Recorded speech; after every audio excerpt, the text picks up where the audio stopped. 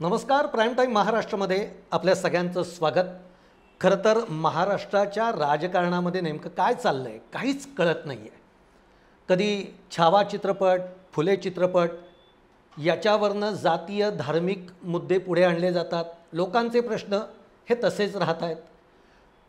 महायुतीमध्ये सगळं काही अलबेल चालू आहे असं दाखवलं जातं आहे, पण खरंच चालू आहे का हा प्रश्न आपल्याला पडतो. आत्ता अगदी काही दिवसांपूर्वी आपण बघितलं, आमरसपुरीचं जेवण एकाबरोबर केलं, पण टाळी मात्र एकाला दिली. नेमकं यामागचं राजकारण काय सुरू आहे? थोडक्यात महाराष्ट्रातलं राजकारण हे कोणत्या दिशेनं चाललं आहे काहीच कळत नाही आहे.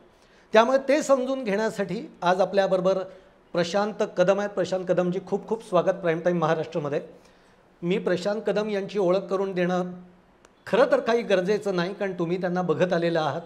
ABP माझाचे दिल्लीचे ब्युरो म्हणून प्रशांत कदम हे जवळपास 10 वर्ष कार्यरत होते आणि दिल्लीचा सगळ्या राजकारणाचा, तिथल्या बातम्यांचा सगळा त्यांचा दांडगा अनुभव आहे.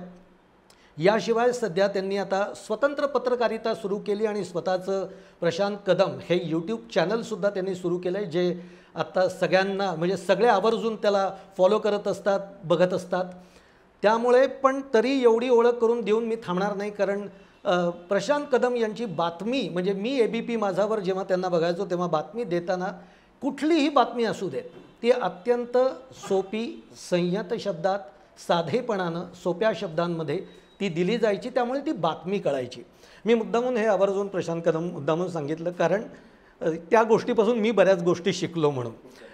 पण आपण महाराष्ट्राच्या राजकारणावर बोलणार आहोत, पण सुरुवात आपण आत्ताच्या लेटेस्ट गोष्टीपासून करूयात. आमरसपुरीचं जेवण शिवतीर्थावर झालं. राज ठाकरेंनी म्हणे आमंत्रण दिलं, एकनाथ शिंदे तिथे आले, एकनाथ शिंदे जेवले आणि 2 दिवसात राज ठाकरेंनी टाळी दिली ती उद्धव ठाकरेंना. म्हणजे एक व्हिडिओ क्लिप बाहेर आलेली आहे की ज्याच्यामध्ये उद्धव ठाकरे म्हणतात, आमच्यातलं छोटं छोटं भांडण आहे, ते महाराष्ट्राच्या म्हणजे महाराष्ट्रासाठी ते किरकोळ आहे, आम्ही ते कधीही सोडून द्यायला तयार आहोत. कसं बघायचं या सगळ्या सिनॅरिओकडे? सुहासजी, खरं तर एकनाथ शिंदे आणि राज ठाकरे भेटल्यानंतर या भेटीचे अर्थ लावण्यामध्ये आपण सगळे व्यस्त होतो, गुंतलो, आणि तो अर्थ नेमका कळायच्या आधीच ही दुसरी घडामोड इतक्या वेगानं घडली. आणि यावेळी फरक काय दिसतोय की राज ठाकरेंची मुलाखत म्हणजे ती काही त्या दिवशी झालेली नव्हती, ती त्याच्या आधी झालेली होती. जवळपास 1 महिनाभरापूर्वी रेकॉर्ड झालेली ती मुलाखत आहे. पण ज्या वेगानं त्याच्यामध्ये प्रतिसाद यायला लागला, म्हणजे लगेच दुपारी एखाद्या मेळाव्यामध्ये उद्धव ठाकरे त्याच्याबद्दल बोलतात, मग संजय राऊत बोलत आहेत, आणि म्हणजे जो कोणी या घटनेशी संबंधित नाही आहे तो पण त्याच्यावरती मतं व्यक्त करतोय, आणि खूप वेगानं ही घटना यावेळी पुढे जाते. तर एकतर हे दिसतंय की दोनही ठाकरे हे अत्यंत वेगळ्या परिस्थितीमध्ये सध्या आहेत. म्हणजे हीच गोष्ट, हेच विधान जर राज ठाकरेंनी 2014च्या नंतर 2019च्या आसपास केलं असतं तर कदाचित ही प्रतिक्रिया शिवसेनेची आली नसती. आणि मागच्या वेळी पण जर तुम्हाला आठवत असेल, 2017 मध्ये पुन्हा एकदा त्यांनी टाळी देण्याचा प्रयत्न केला होता. त्यावेळी आदित्य ठाकरेंनी काय विधान केलं होतं? त्यावेळी आदित्य ठाकरे असं म्हणाले होते की संपलेल्या पक्षावरती आम्ही बोलत नाही, आणि आता मात्र महाराष्ट्राच्या हितासाठी आम्ही सगळं सोडायला तयार आहोत, आम्हीही तयार आहोत. पण अटी घातल्यात. म्हणजे त्या अटींमधनं हे दिसतंय की भाजपसोबत जायचं नाहीये तुम्ही, म्हणजे आमच्यासोबत याल आणि मग पुन्हा तुम्ही अशा बैठका कराल, गुप्तगू कराल, तर हे चालणार नाही. म्हणजे एकत्र येताना आपण कोणाच्या विरोधात आहोत हे आधी ठरवावं लागेल आणि ती भूमिका घ्यावी लागेल, हेच उद्धव ठाकरेंना सांगायचे. आणि मला आत्ता तरी असं वाटतंय की याच्यावरनं ज्या सगळ्या चर्चा सुरू झालेल्या आहेत ते थोडंसं जरा एक काल्पनिक चित्र वाटतंय मला. म्हणजे गंमत अशी आहे की तो महेश मांजरेकरांचा जो शो होता ज्याच्यामध्ये ही मुलाखत झाली, त्याचं नाव आहे वास्तव में ट्रुथ, पण प्रत्यक्षामध्ये वास्तवापासून दूर आणि काहीशी काल्पनिक अशी ही कथा आहे. म्हणजे महाराष्ट्राच्या राजकारणातली ही सगळ्यात मोठी फॅन्टसी आहे असं माझं मत आहे. पण मग ही कथा कोणी लिहिली आहे असं वाटतंय? कारण म्हणजे आता सध्या सगळं महापालिकेच्या निवडणुका त्या येतील, म्हणजे त्याला आता बराच 3 वर्ष लोटली, अजून येतीलच म्हणतोय आपण, पण पावसाळ्यानंतर त्या होतील अशी शक्यता आहे. मग त्या दृष्टीने स्क्रिप्ट लिहिलं गेलं आहे का, ही कथा लिहिली गेली आहे का? म्हणजे थोडक्यात असं म्हटलं जातं आहे की उद्धव ठाकरेंचं राजकीय जीवन हे संपवण्यासाठी थोडक्यात हे सगळे एक येत आहेत आणि अशा पद्धतीचं काही एक कथा रचल्या जात आहेत. नाही, स्क्रिप्टेड याच्यातला भाग काही असू शकतो. याचं कारण हे आहे की एकतर मुलाखत ती बरोबर त्याच दिवशी पब्लिश होणं, त्याच्यानंतर बरं, ज्या दिवशी झाली त्या दिवशी राज ठाकरे मुंबईत नाहीच आहेत. हां. पण म्हणजे जो सिनारिओ आपण डिस्कस करतो इथं, त्या सिनारिओमध्ये जर आपण गोष्टी बघितल्या तर असं वाटू शकतं की हे स्क्रिप्टेड आहे म्हणून. कारण म्हणजे हा जर निर्णय घ्यायचा असेल तर उद्धव आणि राज हे दोन व्यक्ती फक्त घेणार नाही आहेत, त्यांच्या अवतीभोवती सुद्धा काही लोक आहेत की ज्यांचे हितसंबंध त्याच्यामध्ये गुंतलेले आहेत. आणि त्या लोकांच्या रिॲक्शन जर बघितल्या तर असं वाटतंय की कदाचित याच्यामध्ये काही वेगळे डाव पण आहेत. आणि त्यामुळं म्हणजे जर आपण एक लार्जर पिक्चर बघायला गेलो तर ठाकरे आणि त्यांचं राजकारण, भाजपसाठी त्यांची जी एक महाराष्ट्रामध्ये 2014 नंतरची महत्त्वाकांक्षा आहे की स्वबळावरती आपलं राज्य यावं, त्याच्या आड येणारी कुठली गोष्ट असेल तर ती आहे ठाकरे ब्रँड. आणि कायम म्हणजे 2014 नंतर हा जो ब्रँड आहे महाराष्ट्राच्या राजकारणातला तो भाजप सोयीनुसार वापरत आलेला आहे. म्हणजे कधी एक ठाकरे जवळ करायचे, कधी दुसरे ठाकरे दूर गेलेले असतात. आणि या दोन ठाकरेंच्या बाबतीत सुद्धा असं आहे की 2006च्या आसपास राज ठाकरे शिवसेनेतून बाहेर पडले. त्याच्यानंतर जर आपण हे दोन ध्रुव पकडले तर ते दोन एकमेकांच्या जवळ सर्वाधिक कधी आलेले होते तर ते 2019च्या आसपास, की ज्यावेळी राज ठाकरे सुद्धा मोदींच्या विरोधात थेटपणे बोलत होते, उद्धव ठाकरे सुद्धा बोलत होते. आणि उद्धव ठाकरेंनी तर महाविकास आघाडीच्या प्रयोगामध्ये समावेश करून एक वेगळी आघाडी स्थापन केली. म्हणजे दोघंही त्यावेळी एकाच लाईनवरती होते, पण त्यावेळी एक सर्वाधिक संधी होती दोघं एक म्हणजे जवळ येण्याची. पण महाविकास आघाडी सरकारमध्ये त्यावेळी मनसेला कुठल्याही पद्धतीनं समाविष्ट करून घेतलं गेलं नाही. खरं तर राज ठाकरेंच्या प्रचाराचा त्यावेळी वापर केला, खूप फायदाही झाला. हो, म्हणजे तो लावरे तो व्हिडिओचा जो एक प्रचार होता त्याचं सेंटिमेंट इतकं मोठं होतं की भले मनसेला जास्त मतं मिळाली नसतील पण त्याच्यामुळं महाविकास आघाडीला फायदा झाला होता. आणि मनसेचे काही नेते खासगीत असं सांगतात की त्यावेळी जर आम्हाला अगदी थोडंफार सरकारमध्ये स्थान दिलं असतं, एखादं महामंडळ असतं, एखादी विधान परिषद असते, एक रेकग्नेशन असतं, तुमच्या प्रचाराचं काहीतरी आम्हाला फायदा झाला याचं, पण ते त्यावेळी नाही झालं. आणि तुम्हाला आठवत असेल तर शपथविधीच्या वेळीसुद्धा राज ठाकरेंना सन्मानानं बोलावलं गेलं नव्हतं. तर या गोष्टी झाल्यामुळं मग राज ठाकरे पण दुखावले. त्यांना पण कळलं की जर हे तीन पक्ष एकत्रित आलेत तर मग स्पेस पुन्हा या बाजूला उरते.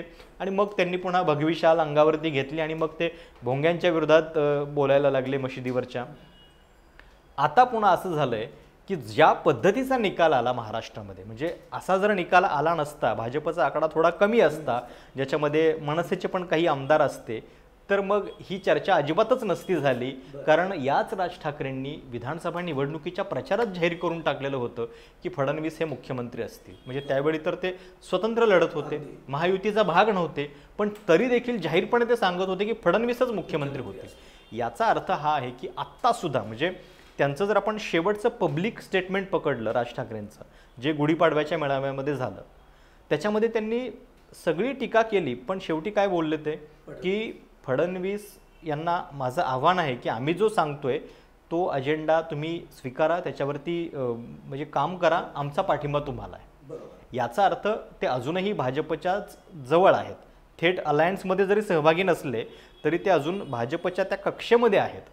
त्यामुळं तिथून त्यांना आधी बाजूला यावं लागेल आणि मग या सगळ्या चर्चांचं पुढं काय होतं आपल्याला बघावं लागेल. पण मग आता राज ठाकरे आणि एकनाथ शिंदे यांच्या भेटीकडे कसं बघायचं? म्हणजे मग आता महापालिकाच्या निवडणुकांमध्ये बघायला गेलं तर आता हे 3 पक्ष ऑलरेडी आहेत, याच्यामध्ये ते राज ठाकरेंना कसं सामावून घेणार?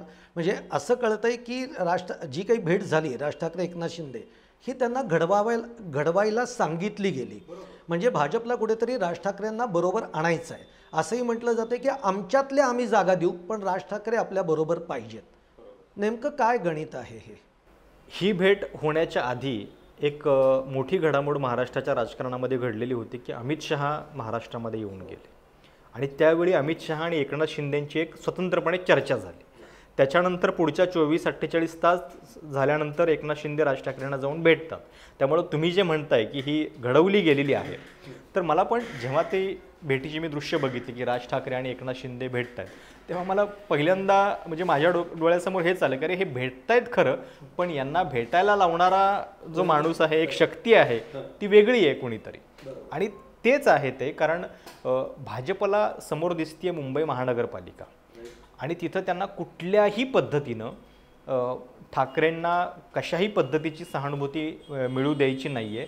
आणि जो एक मराठी सेंटिमेंट आहे, भले ते विधानसभेच्या निवडणुकीमध्ये दिसलं नसेल, पण महानगरपालिकाच्या निवडणुका वेगळ्या असतात. प्रत्येक निवडणुकीमध्ये मतदारांची भूमिका वेगळी असते आणि भाजपचं निवडणूक तंत्र जे आहे त्याच्यामध्ये ते समोरच्या पक्षाला कधीही कमी लेखत नाहीत.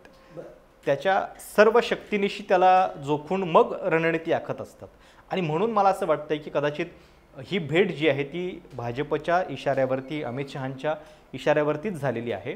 आणि जर तुम्ही विधानसभेची गणितं बघितली तर ज्या ज्या जागांवरती म्हणजे मनसेला सामावून घ्यावं लागलं असतं, त्या सगळ्या जागा एकनाथ शिंदेंना सोडाव्या लागल्या असत्या.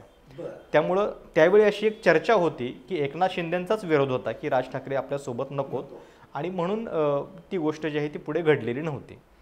आता सुद्धा महानगरपालिकेमध्ये भाजपचं फार नुकसान नाही होणार राज ठाकरे जरी आले तरी, पण राज ठाकरेंना आता ते या परिस्थितीमध्ये थेट सहभागी करून घेतील का, ज्यावेळी राज ठाकरेंनी कुंभमेळ्यावरती इतकी थेट टीका केलेली आहे. अशा वेळी ते परवडेल का, किंवा उत्तर भारतीयांच्याबद्दल त्यांची भूमिका जाहीर आहे, आता सुद्धा हिंदीचा वाद येतोय त्याच्यामध्ये पण ते बोलतायत. तर या सगळ्या पार्श्वभूमीवरती थेट सहभागी करून घेण्यापेक्षा मग बिहाइंड द कर्टन काही अरेंजमेंट होत असेल किंवा एकनाथ शिंदेंच्या मार्फत काही होत असेल, आपल्याला अजूनही माहिती नाही आहे की हे एकत्रित लढतील का. जर स्वतंत्रपणे लढत असतील तरी सुद्धा त्यांना ते चालेल, कारण तिघांचा शत्रू एकच आहे, उद्धव ठाकरे. आणि प्रत्येकाची लढण्याची स्ट्रॅटेजी जरी वेगळी ठेवली तरी मग त्याच्यातनं होणारे फायदे जे आहेत ते वेगळे असतात. म्हणून मला असं वाटतं की ती नक्कीच कोणाच्या तरी इशाऱ्यावरनं झालेली भेट आहे. फक्त त्याच्यात पुढं नेमकं काय घडतंय, मला कौतुक या गोष्टीचं वाटतं की म्हणजे राज ठाकरेंचे आता या क्षणाला आमदार एकही नाही आहे. मी आता तोच प्रश्न येणार होतो की तुम्हाला राज ठाकरेंचं पुढचं राजकीय भवितव्य कसं दिसतं, कारण ते प्रत्येक वेळी भूमिका बदलत जातानाच आपल्याला बघायला मिळालेले आहेत आणि या निवडणुकीत कुठलंही यश त्यांच्या पदरात नाही आहे. नाही, भूमिका बदलण्याबद्दल खरं तर आता म्हणजे केवळ राज ठाकरेंना पण दोष देऊन चालणार नाही. महाराष्ट्राच्या राजकारणामध्ये सगळ्याच पक्षांनी इतक्या भूमिका बदललेल्या आहेत की म्हणजे उद्धव ठाकरेंनी सुद्धा म्हणजे ते 2014ला स्वतंत्र लढले होते विधानसभेची निवडणूक, मग नंतर परत सरकारमध्ये सहभागी झाले, मग नंतर 5 वर्ष सगळ्या त्यांच्या मंत्र्यांच्या खिशात राजीनामे होते, मग परत पुन्हा एकत्रित आले, पुन्हा वेगळे झाले, काँग्रेससोबत गेले, काँग्रेस आणि राष्ट्रवादीने सुद्धा भूमिका बदलल्या. पण राज ठाकरेंच्या बाबतीत असं आहे की मला म्हणजे एकाच गोष्टीचं कौतुक वाटतं की एकही आमदार नसताना ते चर्चेमध्ये आहेत, त्यांचं राजकीय वजन त्यांनी कमी होऊ दिलेलं नाही आहे आणि आपल्या भोवती चर्चा कशी ठेवायची याचं एक भान त्यांना आहे. त्यामुळं बघा तुम्ही, किंवा ते गणित जमलंय म्हणजे बावनकुळे जाऊन त्यांना भेटतात, एकनाथ शिंदे जाऊन त्यांना भेटतात, उद्धव ठाकरे फडणवीस जाऊन भेटतात, त्याच्याबद्दलची विधानं होत आहेत. बरोबर. त्यामुळं ते एक कौशल्य त्यांच्याकडे आहे. आता मुद्दा पुढं काय होणार, तर आता ते कुठल्या बाजूला येत आहेत. महाराष्ट्रामध्ये 237 आमदारांचं संख्याबळ असलेलं एक सरकार आहे. अशा वेळी तुम्ही पुन्हा सरकारमध्ये जाऊन तुमची वाढ होऊ शकत नाही, तुम्हाला विरोधाचीच स्पेस घ्यावी लागेल. तुम्हाला सरकारच्या विरोधात बोललं तर आता लोक तुमच्या पाठीशी उभे राहतील, कारण ऑलरेडी इकडे इतकी गर्दी झालेली आहे. त्यामुळं ती जागा जी आहे ती नेमकेपणानं राज ठाकरेंना शोधावी लागेल. आणि ते करताना आत्ता जी एक लोकांच्या मनामध्ये एक अशी इमेज आहे की राज ठाकरे हे भाजपच्याच सांगण्यानुसार वागतात, त्यांच्या सांगण्यानुसार भूमिका घेतात, कारण लोकसभेला सुद्धा बिनशर्त पाठिंबा त्यांनी दिलेला होता, मोदींच्या व्यासपीठावरती गेले होते. तर ही इमेज तोडून त्यांना हे करावं लागेल, नाहीतर मग सभांना गर्दी होत राहील पण त्याचं मतांमध्ये रूपांतर जे आहे ते होणार नाही. पुढच्या प्रश्नाकडे येतो, ते म्हणजे सध्याचं जे महायुतीचं सरकार आहे ते म्हणतात खूप अलबेल चालू आहे, पण ते अलबेल तर काही दिसत नाही. म्हणजे याच्यामध्ये सातत्याने एकनाथ शिंदे नाराज आहेत, अगदी ते पहिल्या दिवसापासून नाराज आहेत, मुख्यमंत्री पदावरनं नाराज आहेत, अगदी त्यांचे काय ते सचिव नेमणं जे म्हणतो त्याच्यावरनंही त्यांना म्हणजे तिथेही चेकपॉईंट लावले गेले. आत्ताचा पालकमंत्री पदाचा तिढा अमित शहा येऊनही सुटलेला नाही, अशी जी सगळी नाराजी एकनाथ शिंदेंच्याबद्दल दिसते आहे. म्हणजे जे फडणवीस आणि एकनाथ शिंदे जवळ होते ते आता दुरावले, कारण त्यांच्या योजनाही काही बंद केल्या. आनंदाचा शिधासारख्या योजना आहेत त्याही बंद झाल्या. इकडे अजित पवार कुठेतरी न्यूट्रल भूमिकेमध्येच राहिलेत, पण ते फडणवीसांच्या जवळ आहेत असं चित्र दिसतंय. हे काय समीकरण चालू आहे? खरं तर 237 आमदारांचं सरकार आल्यानंतर इतक्या सगळ्या गोष्टी होतील, इतक्या नाराजीची चर्चा होईल असं वाटलं नव्हतं.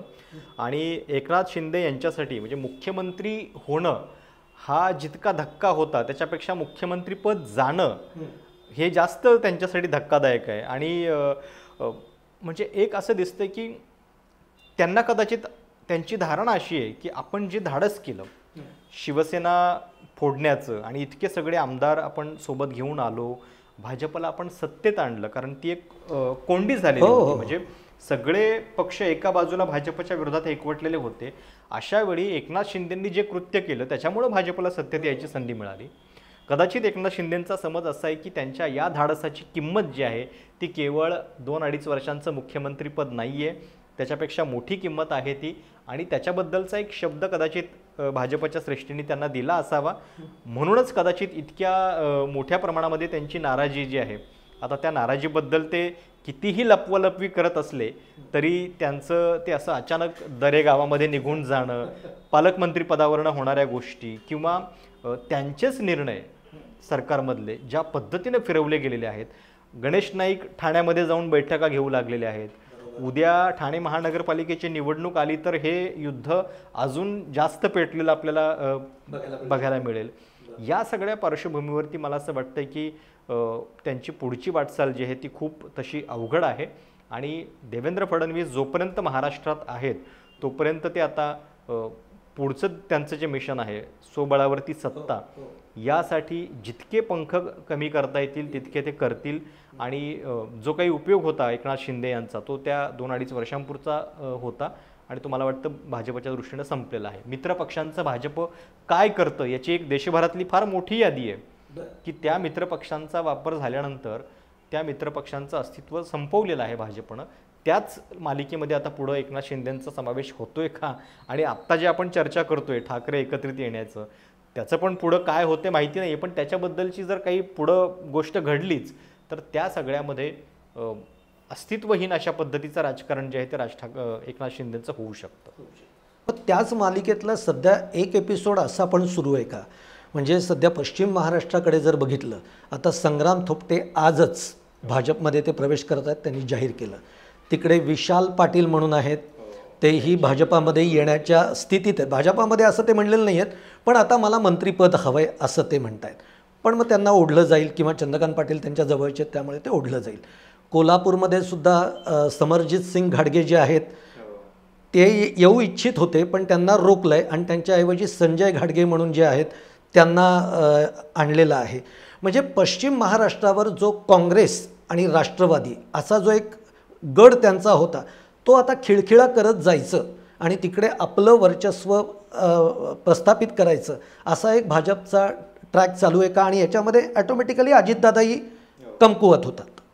नक्कीच. म्हणजे आत्ताच्या विधानसभा निकालामध्ये जर तुम्ही कोल्हापूर आणि साताऱ्याचे आकडे बघितले तर साताऱ्यामध्ये 8 पैकी 8 जागा महायुतीच्या आलेल्या आहेत. कोल्हापुरामध्ये ते झालेले आहे.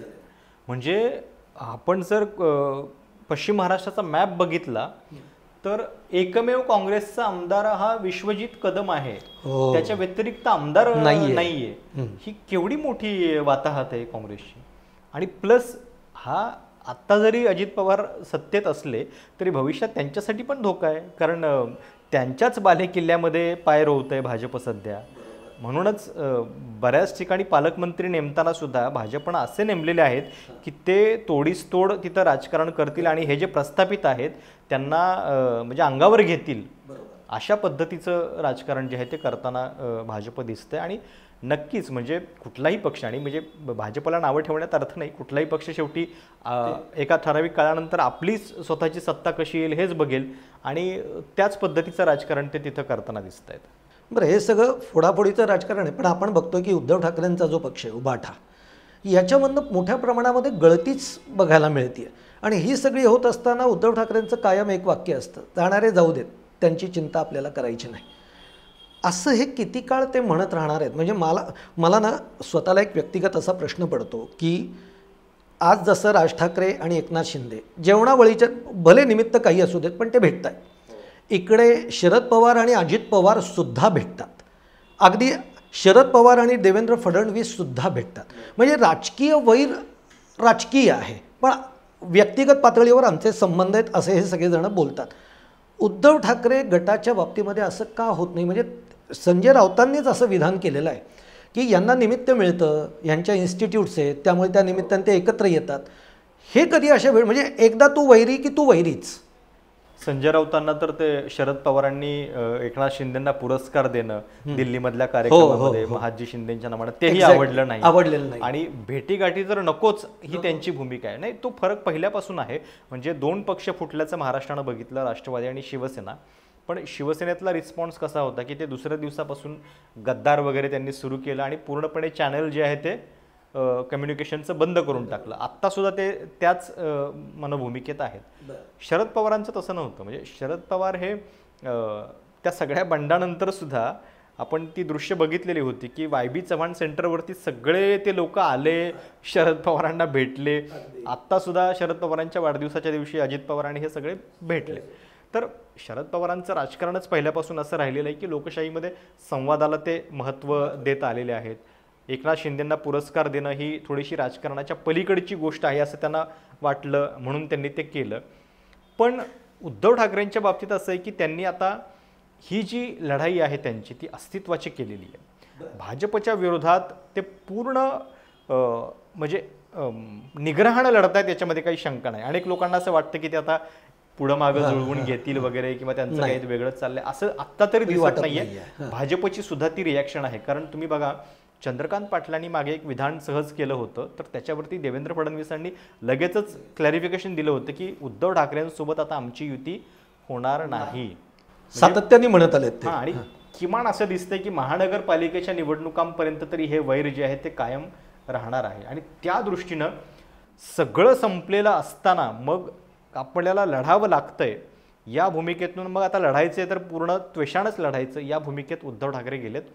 ते किती फायद्याचं वगैरे या गोष्टी वेगळ्या, पण लोकांच्या मध्ये हा पण मेसेज गेला आहे की ते सच्चेपणानं भाजपच्या विरोधात लढत आहेत. हां, त्यामुळं ते सेंटिमेंट आता मतांमध्ये कसं कन्वर्ट होईल हे. पण मग महाविकास आघाडी आहे का बरोबर? नाही, महाविकास आघाडीमध्ये आता काँग्रेससोबत तर त्यांनी बऱ्यापैकी फारकत घेतल्याचं दिसतंय. म्हणजे संजय राऊत काँग्रेसच्या नेत्यांच्याबद्दल आधीसुद्धा नाना पटोले यांच्याबद्दल थेट विधानं करत होते. आता सुद्धा मला वाटत नाही की मुंबई महानगरपालिकेला ते काँग्रेसला एकत्रित ठेवतील. पण भाजपच्या विरोधात आपण आहोत हे त्यांनी क्लिअर केलेलं आहे. काँग्रेसची गरज त्यांना परत किती लागेल हे माहिती नाही आहे, पण ही लढाई ते त्या पद्धतीनं लढत आहेत. आणि एकनाथ शिंदेच्या बाबतीत तर म्हणजे शेवटी कसं आहे की हा पक्ष जो आहे तो बाळासाहेबांनी स्थापन केलेला. म्हणजे राष्ट्रवादी आणि शिवसेनेच्या बाबतीतला फरक हा आहे की एकनाथ शिंदेंना बाळासाहेब ठाकरेंचं नाव घेता आलं. ते बाळासाहेब ठाकरेंचे फोटो आणि हे सगळ्या गोष्टी वापरत आहेत प्रचारामध्ये. अजित पवारांना तसं नाही करता आलं, त्याच्याबद्दल लगेच राष्ट्रवादी कोर्टात गेली होती दुसरी, आणि त्यामुळं ते त्यांना करता नाही आलं. इथं काय होतंय की बाळासाहेबांचे फोटो पण एकनाथ शिंदे वापरू शकले, त्यांचं नाव शिवसेनेचं तर त्यांना मिळालंच. तर हा फरक आहे आणि त्याच्यामुळं कदाचित तो राग जो आहे तो उद्धव ठाकरेंच्या मनामध्ये मला वाटतं जास्त आहे. बरं, आता त्या फोटोवरनं एकदम मला एक तो प्रश्न आठवला म्हणून की आता AIचा वापर केला, हो, तो कितपत म्हणजे तुम्हाला असं वाटतं एक छान म्हणजे टेक्नॉलॉजी म्हणून तो वापर आहे, पण ज्याच्यामध्ये त्यांनी बाळासाहेबांना आणलं आणि बाळासाहेबांच्या तोंडी आपली जी स्क्रिप्ट आहे ती त्यांनी वधवली. पण मग असं झालं तर मग उद्या एकनाथ शिंदे त्यांचं स्क्रिप्ट आणतील, उद्या राज ठाकरे सुद्धा कदाचित ते करतील आणि असं ऐकवतील महाराष्ट्राला की अरे तूच माझा खरा वारसदार आहेस. मग असं हे होत राहील, ही म्हणजे हे बुमरँग यांच्यावरच उलटेल की काय अशी परिस्थिती आहे? काय वाटतं तुम्हाला असं आणणं बाळासाहेबांना? खरं तर बाळासाहेबांचे विचार किंवा ते जे बोललेले आहेत त्या आधारावरती पुन्हा आत्ता या कॉन्टेक्स्टमध्ये गोष्टी करणं हे थोडंसं म्हणजे हास्यास्पद आहे. कारण म्हणजे टेक्नॉलॉजीची एक गंमत म्हणून ते ठीक आहे, पण अशीच विधानं त्यांनी जणू काही केलेली आहेत असं भासवणं. मुळामध्ये शिवसेना तुम्ही असताना तुमच्याकडे सोपवलेली आहे बाळासाहेबांनी, त्याच्यानंतर तुम्हाला ती वाढवावी लागणार आहे आणि ती तुम्ही तुमच्या पद्धतीनंच वाढवणार. किती दिवस तुम्ही केवळ बाळासाहेबांच्या भाषणांचा आधार घेणार? म्हणजे बाळासाहेबांनी जो काही तुम्हाला वारसा दिला आहे, जी लिगसी दिलेली आहे, ती तुम्हाला तुमच्या सामर्थ्यावरतीच पुढे न्यावी लागणार आहे. आणि म्हणून मला असं वाटतं की केवळ अशा गोष्टींमुळं लोक प्रभावित होतील असं नाही. आणि जसं तुम्ही म्हणालात की उद्या हे सगळं बाकीचे लोकही करतील आणि त्याला ते आवरही नाही घालू शकणार. बरं, अगदी वेळेअभावी शेवटचे 2 प्रश्न विचारतो. एवढं सगळं चालू आहे घडामोड, राजकारण, शरद पवार गप्प आहे आणि असं म्हणतात की शरद पवार जेव्हा गप्प असतात तेव्हा काहीतरी मोठं घडणार असतं.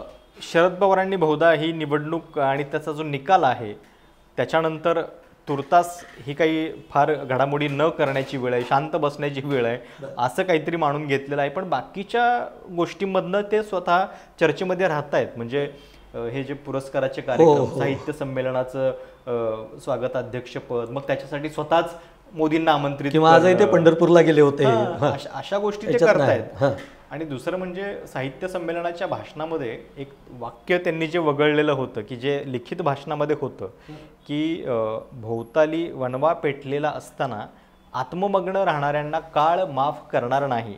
हे वाक्य त्या भाषणामध्ये होतं, पण ते त्यांनी म्हणजे उच्चारलं नाही. याचा अर्थ आत्ता वणवा पेटलेला असताना शांत राहणं हे योग्य धोरण आहे असं बहुधा त्याच्यातनं सूचित होतंय. पण जेव्हा पुन्हा घडामोडी घडतील तेव्हा कदाचित ते त्यांचे डाव खेळायला सुरुवात करतील. बरं, एक शेवटचा प्रश्न ते म्हणजे आता जसं महाराष्ट्राचं राजकारण झालं, दिल्लीमध्ये खूप मोठ्या घडामोडी घडत आहेत.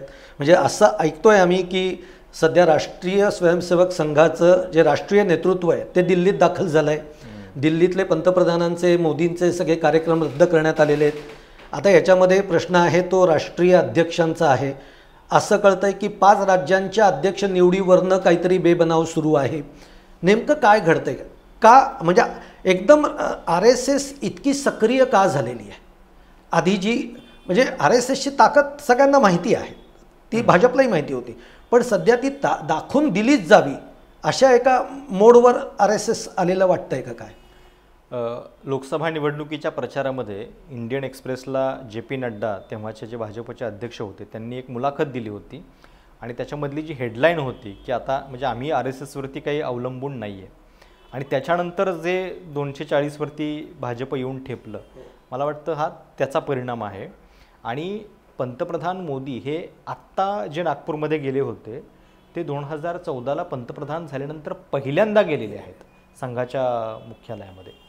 ही साधीसुधी घटना नाही आहे. म्हणजे मी तरी म्हणजे हे मानायला तयार नाही आहे, कारण ह्याच्या पलीकडं खूप मोठा अर्थ आहे. आणि भाजपचा राष्ट्रीय अध्यक्ष एरवी भाजप म्हणजे काँग्रेसच्या स्टाईलनं असं काम करत नाही की म्हणजे एखादी अध्यक्ष पदाची निवडणूक किंवा निवड करायला इतका वेळ लागेल. पण या निवडीमध्ये सुहासजी बरंच काही दडलेलं आहे. म्हणजे ही निवड जी आहे ती आपल्याला हे पण दाखवणार आहे की 2029ला भाजपचा पंतप्रधानपदाचा उमेदवार कोण असेल, ते मोदीच असणार आहेत का, पुढच्या काळामध्ये पक्षावरती पूर्णपणे मोदी आणि शहा यांचंच वर्चस्व असणार आहे का, की आता एक भविष्याची नेतृत्वाची पायाभरणी करण्याची वेळ आलेली आहे म्हणून संघ त्या दृष्टीनं आत्ता मशागत करतोय. हे सगळं त्या भाजपच्या राष्ट्रीय अध्यक्षाच्या निवडीतनं स्पष्ट होणार आहे.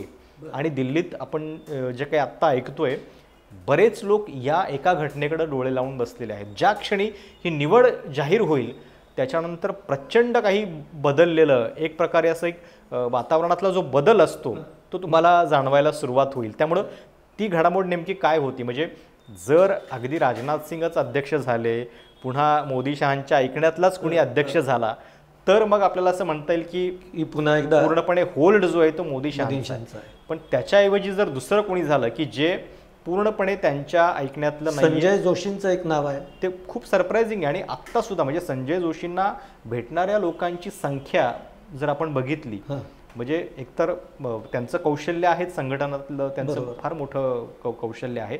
गुजरातमध्ये असल्यापासून त्यांची आणि मोदींची एक वेगळ्या पद्धतीची रायव्हलरी आहे. नंतर तो जुना हिशोब कसा केला गेला हे आपल्या सगळ्यांना माहिती आहे, ती हिस्ट्री आत्ता काढायची गरज नाही आहे. पण जर संजय जोशींचं नाव जरी येत असेल आणि त्यांना भेटणाऱ्या लोकांची संख्या इतकी वाढत असेल, तर याचा अर्थ कुठंतरी तो सत्तेचा समतोल जो आहे तो RSS आता साधू पाहतंय का, याची सुद्धा चर्चा खूप मोठ्या म्हणजे अगदी जोमानं होती आहे. प्रशांतजी, वेळेअभावी थांबावं लागत आहे, पण खूप मुद्दे खरं तर छान खूप सोप्या पद्धतीनं नेमकं काय घडतंय पडद्यामागे हे तुम्ही आम्हाला समजून सांगितलं. आपण इथेच थांबणार आहोत, पण खरंच एवढंच म्हणता येईल की जे दिसतं तसं नसतं आणि म्हणून आपण फसत असतो. या पडद्यामागे खूप काही घडामोडी घडत असतात आणि तेच प्रशांतजींनी आपल्याला उलगडून दाखवलेलं आहे. आगामी काळात काय काय होतं आहे ते आपल्याला बघणं खूप रंजक ठरणार आहे. इथेच थांबूयात. पाहत राहा प्राईम टाईम महाराष्ट्र.